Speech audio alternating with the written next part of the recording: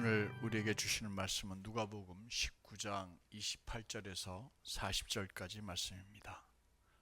전사님 히터를 좀 꺼주시면 좋겠습니다. 누가복음 19장 28절에서 40절까지 말씀입니다.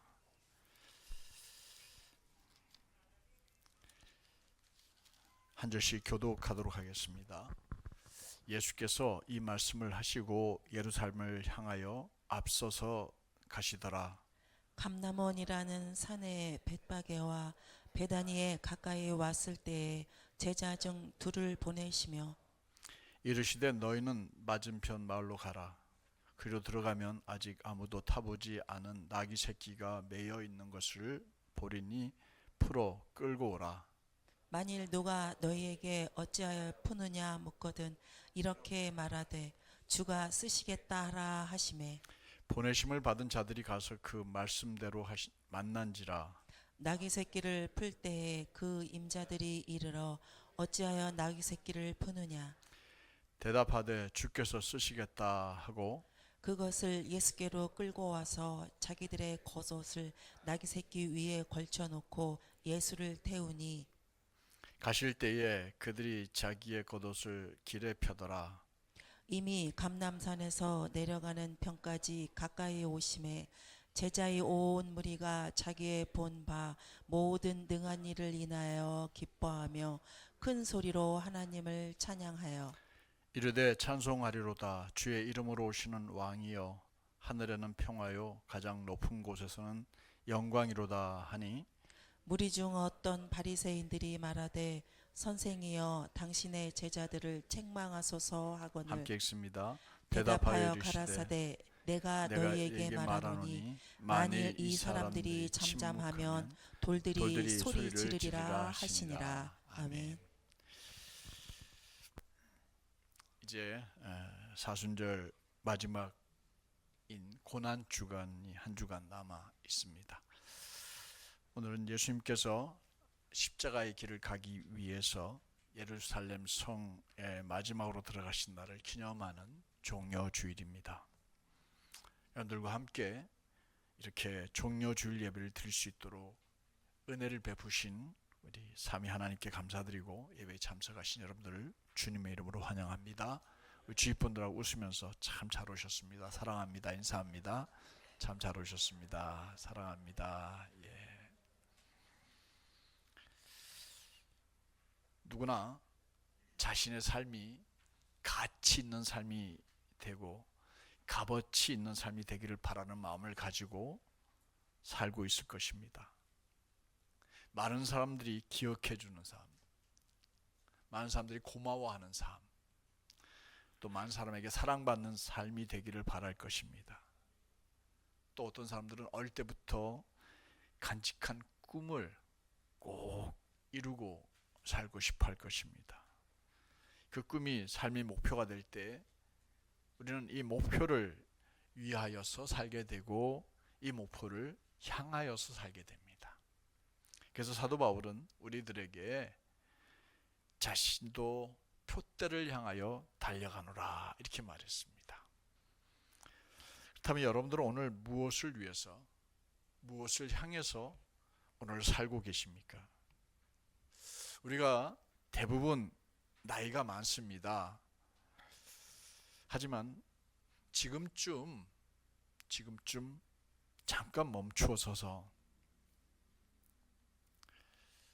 우리 스스로에게 질문을 좀 한번 해봐야 되지 않을까 싶습니다. 우리의 목표를 향한 삶이 지금 바르게 진행되고 있는지, 또 삶의 방향이 바르게 설정되어서 바르게 가고 있는지 스스로에게 질문하고 답을 찾아야만 한다고 생각을 합니다. 그래서 우리의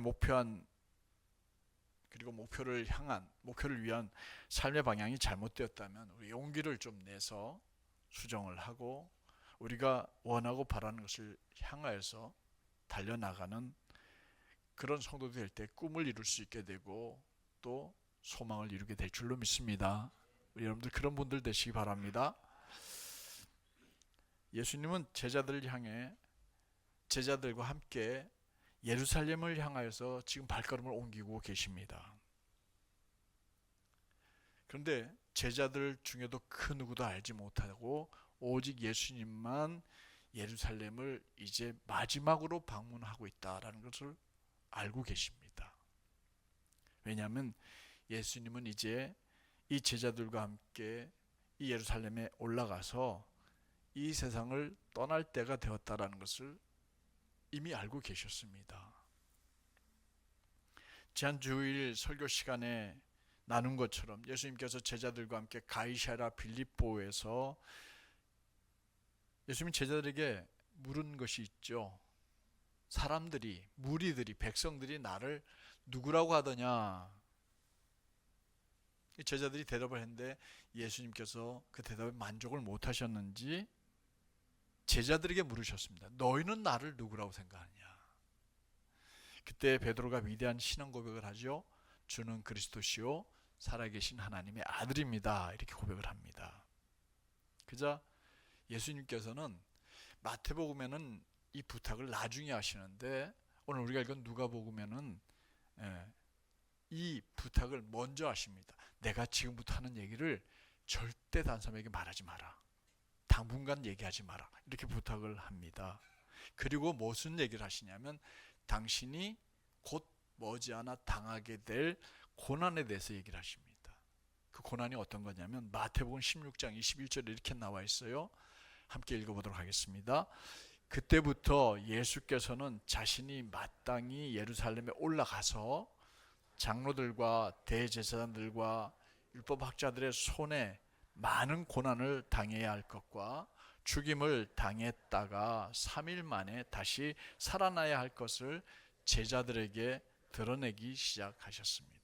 제자들에게 뭐 하기 시작했다고요? 드러냈습니다. 그전에는 얘기 안 하셨어요.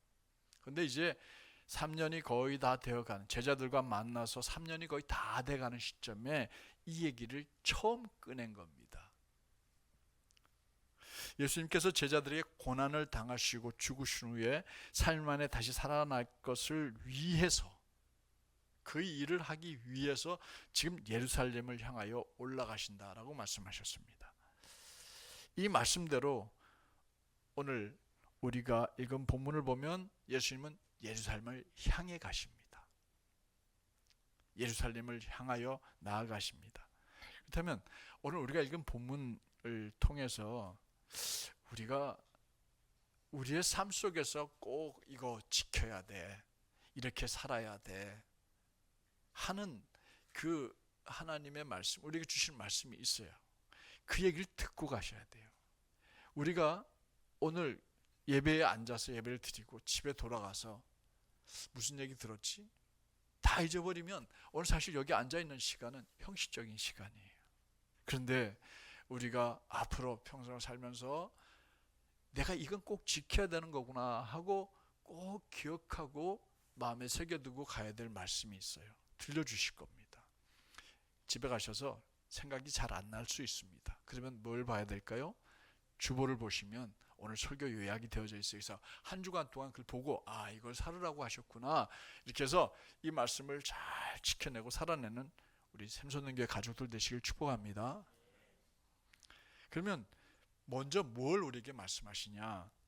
주님은 본문에서 우리에게 당부하기를 우리에게 앞서 가시는, 앞장서서 가시는 예수님을 따라가는 삶을 살아라, 이렇게 당부하십니다. 어떻게 살으라고요? 예수님을 따라가자. 이게 요약할 수 있죠. 한번 외쳐봅시다. 예수님을 따라가자. 예수님이 우리 앞서 가십니다. 그 예수님을 따라가자는 거예요. 우리 28절 말씀, 본문 28절 말씀입니다. 한번 읽어볼까요? 시작. 예수께서 이 말씀을 마치고 예루살렘을 향해 앞장서서 올라가셨습니다. 예수님이 앞장서서 가시니까 제자들은 그 뒤를 따라가는 겁니다. 물론 이건 이제 하나의 현상이지요. 근데 이게 우리에게 주는 의미가 있는 거예요. 예수님은 누구보다도 앞장서서 예루살렘 향해 올라가셨습니다. 앞에서도 말씀드렸지만 예수님은 이번 예루살렘 방문이 왜, 무슨 방문이며 어떤 의미인지를 알고 있었어요. 제자들이 생각하는 것처럼 세상의 왕으로, 그들이 꿈꾸는 메시아 왕국의 왕으로, 정복자로, 승리자로 입성하는 대단한 영광스러운 길이 아니라는 걸 예수님은 알고 계셨어요. 근데 제자들은 많은 사람들이 와서 따라오니까, 야, 이제 우리 예수님이 왕이 되는구나, 로마를 물리치고 이제 왕이 되겠구나, 이런 생각을 가지고 따라갔던 거예요. 그런데 우리가 알잖아요. 예수님이 그 예루살렘 성에 들어가셔서 이제 어디를 향해 가셔야 돼요? 십자가를 지고 골고다로 올라가셔야 했어요. 그 길은 무슨 길이에요? 고난의 길입니다. 순환당하는 길입니다. 참고 견디기 어려운 수욕과 모욕과 수치를 당하는 길임을 주님은 알고 계셨습니다. 그래서 예수님이 앞장서신 거예요. 세상의 군왕들은 어느 성에 입성하든지 늘 앞서가는 게 아니에요. 예? 전쟁에서 승리하고 개선장군이 들어올 때 어떻게 해요? 앞에 뭐가 서요? 군악대가 서고 뭐가 서요? 깃발이 섭니다. 여러분들 그 로마 시대 영화 보면은 백마를 타고 아니면 마차를 타고 이렇게 등장할 때 앞에는 반드시 깃발을 들고, 예? 깃발을 들고 나팔수가 나팔을 불고 앞장서 갑니다. 왕이 앞장서 가지 않아요. 근데 지금 예수님은, 평화의 왕이신 예수님은, 우리의 왕이신 예수님은, 사랑의 왕이신 예수님은 고난의 길을 가실 때 당신이 먼저 앞장서서 가셨습니다. 우리도 늘 앞장서서 가시는 예수님, 앞서 가시는 예수님을 따라가는 성도들이 되시길 바랍니다. 세상은 정말 악합니다. 그래서 예수의 사랑을 품고 예수의 향기를 품고 예수 믿는 사람들 그렇게 반기지 않습니다.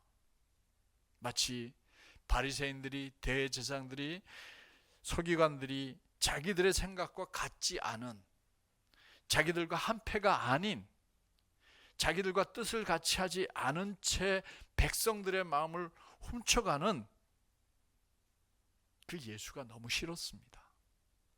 자기들과 같이 하면 참 좋겠는데, 근데 자기들과 생각을 달리하고 잘못된 율법, 자기들 입장에서 잘못된 율법을 가르치면서 백성들의 마음을 훔쳐가니까 싫었어요.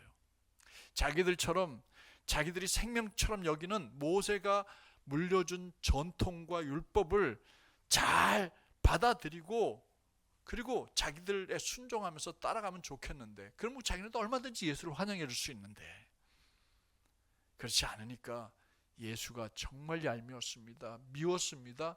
그래서 어떻게 하려고 했어요? 죽이려고 했고 결국 죽였습니다. 예수님은 그런 바리새인들을 향해서 위선자라고, 외식하는 자라고 책망하시고 질타하셨죠. 우리가 앞서가신 예수님을 뒤따라간다, 좀 전에 예수님을 따라가자 이렇게 외쳤는데, 이것은 뭐냐면 세상과 불의와 타협하지 않는 거예요. 예수님이 말씀에 어긋난 일을 행하지 않는 거예요. 그리고 바르게 사는 거예요. 아이, 그거 그냥 눈 감고 해도 괜찮아, 다른 사람 다 하는데 뭐 유별나게. 그렇지만 나는 예수 믿는 사람이니까, 예수의 뒤를 따라가는 제자니까, 예수님이 그렇게 안 사셨으니까 나 그렇게 안 살 거야, 이럴 용기가 우리에게 있어야 돼요. 그게 진짜 그리스도인들이에요. 근데 남들 다 하는 거 따라서 하고, 다른 사람한테 따돌림 받기 싫다고 그 다 똑같이 하고, 그리고 예수 믿는다고 주일날 성경책 끼고 교회 와서 예수 믿는 거 같이 하는데, 그는 바르게 믿는 게 아니에요. 예수님 따라가는 게 아니에요. 예수님을 따라간다는 것은 의인의 길입니다. 이건 그리스도인의 길입니다. 진리의 길입니다. 그래서 진실하게, 정직하게, 바르게 그 길을 걸어갈 때 예수를 따라간다, 이렇게 말할 수 있는 거예요. 예수님은 우리들에게 뭐라고 부르셨어요? 너희는 세상의 빛이다, 너희는 세상의 소금이다 말씀하셨습니다. 어두운 세상을 밝히고 세상에 더 이상 썩지 않도록 우리가 있는 그 삶의 자리에서, 아, 저는 예수 믿는 사람이네, 영향력이 있네, 아, 저렇게 살아야 되네 하고 소금같이 썩어가는 세상을 썩지 않게 하는 사람으로 살아야 돼요. 뿐만 아니라 너희는 그리스도의 편지다. 또 한 가지 뭐라고 했어요? 너희는 그리스도의 향기다 그랬습니다. 예수 믿는 냄새를 풍기시길 바랍니다. 저희 집에 긴기한 난이 겨울 내내 베란다 한쪽 구석에 처박아 놨거든요. 정말 거기 물만 가끔 한번 줬는데 먼지가 뽀얗게 앉아 있었어요. 근데 봄이 되니까 꽃대가 올라오더니 꽃이 피었어요. 근데 이 향기가 얼마나 좋은지. 제가 그래서 이렇게 사진 찍어가지고 글도 만들었습니다만, 그 긴기한 난의 특징이 뭐냐면 꽃대에서 물방울 같은 게 하얗게 생겨요. 그게 뭔가 했더니 그걸 찍어가지고 냄새를 맡았더니 그 향기가, 긴기한 난의 향기가 거기서 나는 거예요. 이건 긴기한 난의 눈물이다, 이런 생각이 들었어요. 우리가 살아가면서 예수 믿는 것 어렵지만 그래도 그렇게 살아갈 때 향기 나는 삶이 될 줄로 믿습니다. 그 눈물 속에서 향기를 내는 우리가 되어야 할 줄로 믿습니다. 그래야 그 향기에 예수 믿지 않는 세상 사람들이 감동을 받는 거죠. 한국 선교 역사에 수많은 신앙의 거인들이 있었습니다. 이렇게 빛, 소금, 향기로 살아간 많은 우리의 선조들이 있었습니다. 저마다 평가가 다르겠지만 한국 초기 선교사로서 오랫동안 활동을 해온 지금 연동교회 담임 목사님이셨던 게일 목사님이 계세요. 선교사님인데 그 교회를 세우면서 초대 목사님을 하셨거든요. 게일 목사님이 자신이 만난 가장 위대한 조선의 신앙인은 우리 연동교회 초대 장로님이셨던 고찬익 장로님이다, 이렇게 얘기를 했어요. 사진을 한번 보여주실래요? 고찬익 장로님, 이분이십니다. 이분은 원래 원산이 고향이세요. 그래서 게일 목사님이 원산에 가서 선교를 하다가 전도를 받아서 신자가 되었습니다. 제가 예열 끝 때까지 이렇게 올려놓으시면 좋겠어요. 그는 원산에서 예수를 믿고 난 다음에 원산이라는 동네에서 이상한 일이 벌어지기 시작했어요. 가난한 신자들의 방 밑자리에 알 수 없는 돈이 거기서 나오기 시작했어요. 뜰에서 쌀자루가 발견되기 시작했습니다. 원산 거리에서 거지가 굉장히 좋은 옷을 입고 다니는 모습이 종종 눈에 띄었습니다. 이 사람들이 도대체 이게 왜 이런 일이 일어나는지 궁금해서 견딜 수가 없었어요. 근데 얼마 후에 이 고찬익 장로님께서 게일을 따라서 서울로 이사를 하게 됐고, 그 후에 이런 이상한 일이 원산에서 더 이상 일어나지 않았어요. 사람들은 그제서야 이게 고찬익 씨가 한 일이었구나 하는 걸 알게 되었습니다. 서울로 온 이 고찬익 장로님은 게일 선교사의 조사, 그러니까 오늘날 얘기하면 전도사님 비슷한 거죠, 되어서 연동교에서 전도자의 길을 걷기 시작했습니다. 고찬익 장로님 하루는 20세 전후의 청년을 만나서 복음을 전했습니다. 이 청년이 나는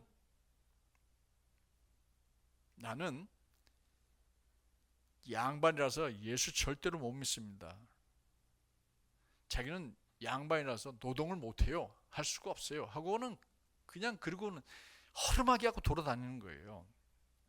그래서 고찬익 장로님이 자네 노동을 하면 먹을 것이 나오는데 왜 이렇게 가난하게 살아? 양반이 뭐 밥 먹여줘? 그러면서 하루는 그 청년을 이렇게 불렀어요. 내일 아침 일찍 식사하기 전에 우리 집으로 좀 와. 고찬익 장로님이 그를 불렀습니다. 그래서 불렀더니 왔어요. 그래가지고 아침 자기 집에서 지게를 2개를 꺼내가지고 수건을 2개를 메고는 아내에게 밥을 한 그릇 더 달라고 하더니 약속 시간에 이 고찬익 장로님 집에 그 청년이 왔는데 함께 식사를 하고 어깨에다가 지게를 짊어지게 하고는 인근 그 마침 선교사님이 집을 짓고 있는 거기 가가지고 하루 종일 노동을 같이 했어요. 그리고 너 예수 믿어야 돼, 이 얘기를 계속 전했습니다. 이 일을 마치고 이 노임을 받은 청년이 생애 처음으로 남의 집에서 일해보고 돈을 받은 거예요. 너무너무 행복했죠.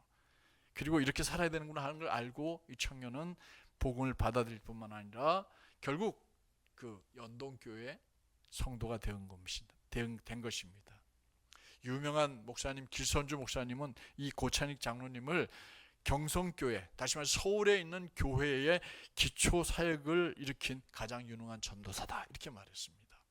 사랑하는 성도 여러분들, 예루살렘을 향해서 나아가신 예수님, 우리도 그 뒤를 따라가기를 다짐합시다. 예수 따라갑시다. 앞장서 가신 예수님, 그것은 그냥 따라가는 게 아니라 그의 삶을 따라가는 겁니다. 세상에, 어두운 세상에 빛으로 사는 거예요. 썩어가는 세상에서 소금으로 사는 거예요. 악취가 진동하는 곳에서 예수의 향기로 삶을 살아내는 우리 예수를 행복한 샘솟는 교회 성도들 되시길 주님으로 축복합니다. 두 번째로 우리가 꼭 살아내야 될 것은 뭐냐면, 어린 나귀를 타고 가시는 예수님, 평화를 위해 가시는 예수님을 본받아서 우리 또한 평화를 위해 살아야 한다는 겁니다. 어린 나귀를 타신 예수님은 평화의 왕이십니다. 본문 32절부터 35절을 우리말 성경으로 읽어보도록 하겠습니다. 시작. 보냄받은 사람들이 먼저 마을로 들어가 보니 과연 예수께서 말씀하신 대로 나귀가 있었습니다. 그들이 나귀를 풀고 있는데 나귀 주인들이 그들에게 물었습니다. 무슨 일로 나귀 새끼를 푸는 거요? 그들이 대답했습니다. 주께서 필요로 하십니다. 그들은 예수께로 나귀를 끌고 와서 자기들의 겉옷을 던져 나귀 등에 얹고 예수께서 타시도록 했습니다. 예수님께서 예루살렘을 향해서 들어가실 때 그가 올라탄 것은 말이 아니었습니다. 뭐였어요?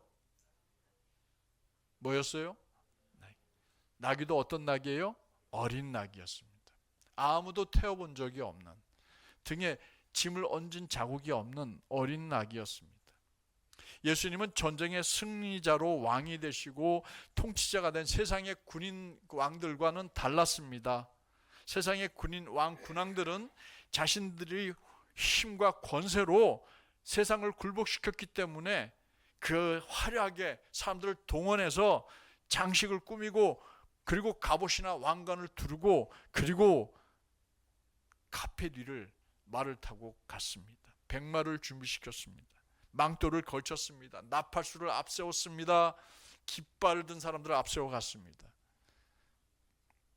그러나 예수님은 힘으로 세상을 정복한 군왕들과는 달랐습니다.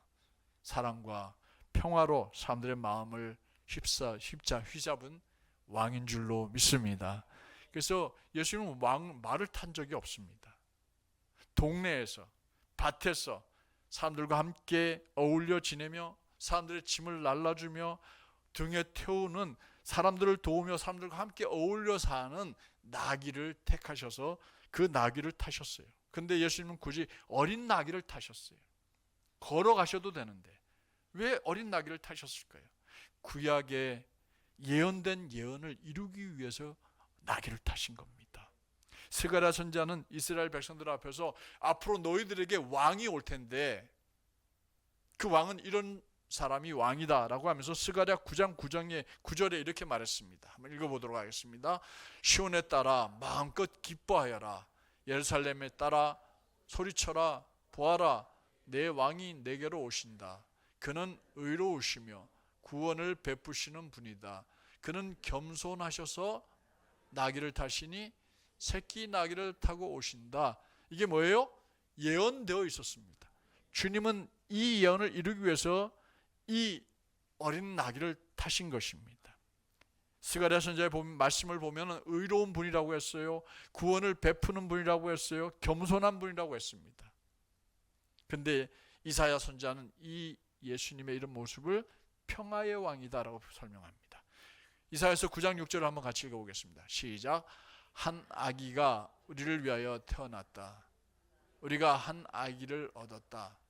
그의 어깨에는 주권이 있고 그의 이름은 기묘자, 모사, 전능하신 하나님, 영원하신 아버지, 뭐라고요? 평화의 왕이라 불릴 것이다 그랬습니다. 그렇습니다. 예수님은 평화를 위해 이 땅에 오셨고 평화를 위해서 예루살렘을 향해서 가셨습니다. 예수님은 우리들에게 평화의 사람이 되라고 당부하십니다. 어디서나 평화를 만드는 사람, 피스메이커가 되라고 당부하십니다. 우리의 가정에서, 우리의 일터에서, 우리가 분쟁을 일으키고 다툼과 불화를 일으키는 사람들이 아니라 뭘 만드는 사람? 뭘 만드는 사람? 평화를 만드는 사람이 되라고 당부하십니다. 여러분들, 우리 샘솟는교 성도들이 있는 곳에 늘 평화가 있기를 주의 이름으로 축복합니다. 오래전에 남미와 아르헨티나 사이에 이제 서로가 평화스럽게 우호를 맺고 이제 살자고 해가지고 그 상징으로 그들 국경에 예수님 상을 하나를 세우기로 했습니다. 두 나라가 다 이제 카톨릭 국가거든요. 그래서 이제 국경에 예수 그리스도의 동상을 세우기로 했습니다. 근데 이 동상 때문에 두 나라가 오히려 싸움이 날 뻔한 적이 있었어요. 이유가 뭐냐면 거의 동상이 다 지어져 가는데 동상의 방향을 보니까 웃고 계시는 예수님이 어디를 향해 있느냐면 아르헨티나만 향해 있었어요. 그러니까 이 칠레 국가 사람들이 왜 예수님을 아르헨티나만 바라보게 만들어 놓았느냐, 우리에겐 등 돌리고 있는 게 이게 말이 되냐, 이거 불공평하다, 말도 안 된다 해가지고 칠레 사람들의 마음이 너무너무 상했어요. 그래가지고 자칫 그것 때문에 두 나라가 싸울 뻔했어요. 근데 이 사건이 기사 한 줄로 명쾌하게 해결이 되어집니다. 깨끗하게 해결되죠. 그 기사를 쓴 어느 신문 기자가 기사를 썼는데 이렇게 썼어요. 한참 이게 국가별로 시끄러우니까 뭐라고 했냐면, 예수님의 얼굴이 아르헨티나를 향한 것은, 그 이유는 아르헨티나가 칠레보다 예수님의 보살핌이 더 필요하기 때문이다. 이걸 칠레 신문 기자가 썼어요. 그러니까 칠레 국민들이 이 얘기를 듣고는 이 기사를 보더니 그럴 수 있겠네 하고는 둘 사이에 불화했던 관계가 눈처럼 녹아져 버리고 말았다는 거예요. 이 한 사람의 긍정적인 마음이 두 나라의 엄청난 비극을 막을 수 있었어요. 이 사람이 피스메이커가 된 겁니다. 그래서 성경은 우리에게 언제나 할 수 있거든 너희로서는 모든 사람과 더불어 뭐 하라고요? 화평하라, 평화하라, 이렇게 당부하십니다. 산성도 여러분들, 우리는 우리 교회 성도들뿐만 아니라 우리 가족들뿐만 아니라 우리가 있는 곳에서 늘 평화가 이루어지게 되기를 축복합니다. 평화를 만든 삶이 되시길 바랍니다. 마지막으로 우리는 본문을 통해서 우리는 예수 그리스도께 항상 찬양을 올려드리는 사람이 되어야겠다라는 생각을 하게 만듭니다. 주님 말씀하셨어요. 그리스도에게 찬송과 찬양을 올려드려야 한다라고 말씀하십니다. 37절 38절을 우리 같이 읽어보도록 하겠습니다. 예수께서 올리브산의 마지막 내리막길에 가까이 이르시자 온 무리의 제자들이 기뻐하며 자기들이 본 모든 기적에 대해 큰 소리로 하나님을 찬양하기 시작했습니다. 복되도다 주의 이름으로 오시는 왕이여, 하늘에는 평화, 지극히 높은 곳에서는 영광이라고 했습니다. 예수님이 예루살렘을 향하여서 감람산의 내리막길에 가까이 이르자 예수님을 따르는 모든 무리와 제자들이 큰 소리로 뭐 했다고요? 하나님을 찬양했습니다. 이 찬양은 그들이 예수 그리스도를 통하여서 경험한, 자기들이 직접 목격한 그들의 모든 기적에 대해서 하나님께 찬양을 한 거예요. 잘 보세요. 예수님을 찬양한 것이 아니라 예수님을 이 땅에 보내주셔서 그 은혜를 경험하게 하신 하나님을 찬양한 겁니다. 여러분들, 예수님 그리고 하나님을 믿으면서 하나님이 우리에게 베푸신 기적을 여러분들 맛본 적 있습니까? 없습니까? 하나님이 나에게 어떤 은혜를 베푸셨는지 경험한 적이 한 번도 없으십니까? 그럴 리 없죠. 우리는 그 받은 은혜, 오늘도 누리고 있는 그 은혜, 그 사랑 뭐 해야 할까요? 찬양해야 합니다. 큰 소리로 찬양해야 합니다. 평화의 왕으로 예루살렘에 향해 가시는 예수님 앞에서 드린 찬양은 영광스러운 찬양입니다. 그러므로 우리도 이 아침에 예수 우리 왕이여 하고 손을 높이 들어 주를 찬양했습니다. 제자들은 예수님의 가는 길 위에 자기들의 겉옷을 벗어서 카페처럼 이렇게 깔아놓고, 심지어 예수님의 타는 어린 나귀 위에다가 자신의 옷을 벗어 얹어서 주님을 영화롭게 하면서 찬송을 불렀던 겁니다. 찬양과 찬송은 우리가 주님께 우리의 마음에 가득한 경배와 영광을 입술을 통해서 올려드리는 행위예요. 마음을 다하게 되면 누구든 다 주님을 향하여 손을 들게 됩니다. 그리고 종려나무 가지를 흔들듯이 우리의 마음의 이 손을 높이 들고 찬양할 수밖에 없습니다. 진심을 다한 찬양 가운데 주님이 거하심을 믿으시기 바랍니다. 우리의 마음 깊은 곳에서 우리는 전심을 다해서 주님을 찬양하는 우리 샘선교회가 성도들이 되어야 할 줄로 믿습니다. 이야기 하나 들려드리고 설교를 마치려고 합니다. 우리가 즐겨 부르는 찬송가 94장, 여러분들 무슨 찬송인지 잘 모르시죠? 빨리 넘겨보시면 알겠지만 주 예수보다도 귀한 것은 없는 이 찬양이에요. 이 찬송이 G.B. 쉐아라고 하는 사람이 지은 찬송입니다. 작곡한 거죠. 이 쉐아라는 사람이 어릴 때 예수를 믿었어요. 그래서 교회 학교에도 열심히 다녔습니다. 근데 노래를 잘 부르다 보니까 세상에서 출세를 하게 되고 돈을 많이 벌면서 점점 이 사람의 마음속에는 예수님이 멀어져 가기 시작했습니다. 그는 시카고 방송국에 출연하면서 인기를 많이 얻은 가수가 되었습니다. 돈도 많이 벌었어요. 그런데 이상하게도 매일매일 삶 속에 마음이 허전해서 뭘 가까이 하게 돼요? 술, 마약을 가까이 하게 됩니다. 출세를 했지만 돈은 많이 벌었지만 마음이 허전했습니다. 그런데 어느 날 성경을 대하게 되었고 갑자기 어릴 적에 믿었던 예수님이 떠올려진 겁니다. 그래서 그는 마음으로부터 지금 내가 인생을 낭비하고 있는 건 아닐까 싶어가지고 그는 어느 집회에 참석하게 되었습니다. 거기서 어릴 적에 만났던 예수님을 만났습니다. 그리고 헌신을 다짐합니다. 내가 이젠 예수를 위해 살겠다 다짐하고 집에 돌아왔어요. 그때 마침 방송국에서 전화가 걸려왔습니다. 우리 다시 전속 계약을 지금보다 몇 갑절 더 출연료를 줄 테니까 우리 계약을 맺자라고 했는데 이때 쉐아는 말합니다. 나는 이제부터 내 모든 재능을 하나님의 영광만을 위해 쓰기로 작정했습니다 하고 그 청혼을 거절해버렸습니다. 그리고 마음속에서 흘러나오는 노래소리를 따라서 흥얼거리고 있는데 그 노래 가사가 아니라 곡이 이런 곡이 마음속에 자꾸 올라나고 입에 흥얼거리기 시작한 거예요. 근데 마침 어머니가 그의 어머니의 친구인 밀러라는 사람에게서 시를 하나 받은 게 있었는데 그 시가 주 예수보다도 귀한 것은 없네 라는 시였습니다. 그래서 자기가 부른 그 노래에다가 이 시를 얹어가지고 가사를 만들어가지고 찬송을 만들었어요. 그게 바로 주 예수보다도 더 귀한 것은 없네 라는 찬양이 되었습니다. 자신의 모든 것을 다 버리고서라도 꼭 간직해야 될 소유물이 있어요. 보물이 있어요. 그 보물이 바로 예수 그리스도다라고 생각하고 남은 삶을 그를 찬양하면서 사는 사람이 쉐아라는 사람입니다. 산성도 여러분, 설교를 마칩니다. 예루살렘에 향하여서 우리 예수님이 고난당하시고 십자가에 못 박혀 돌아가시기 위해 그 길을 걸으셨습니다. 우리보다 앞서가셨습니다. 우리는 예수님 뒤를 따르면서 우리가 어느 곳에 있든지 뭘 만드는 사람? 뭘 만드는 사람? 평화를 만드는 사람이 되도록 합시다. 그리고 늘 우리 주 예수 그리스도 그리고 하나님을 찬양하면서 남은 삶을 진실하게 살아가는 우리 샘선능교 성도들 되실 주의 이름으로 축원합니다. 기도하겠습니다.